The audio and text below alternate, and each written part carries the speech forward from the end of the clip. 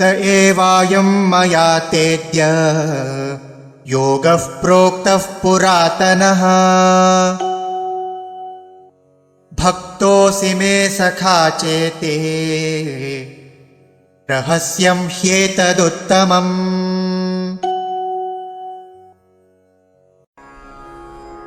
सः एव अयं मया ते अद्य योगः प्रोक्तः पुरातनः भक्तः असि मे सखा च इति रहस्यं हि एतत् उत्तमम्।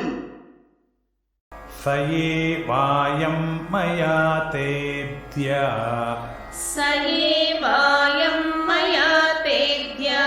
योगः प्रोक्तः पुरातनः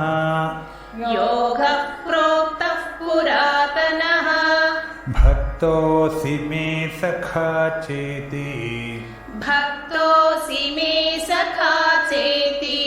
रहस्यं ह्येतदुत्तमम्।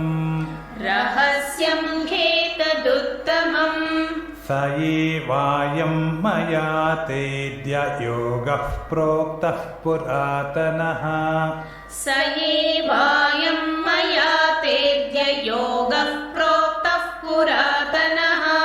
भक्तोऽसि मे सखा चेति रहस्यं ह्येतदुत्तमम्।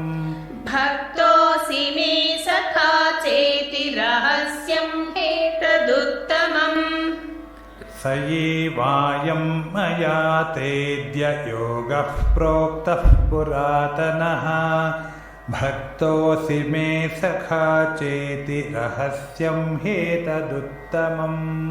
स एवायं मया तेद्य योगः प्रोक्तः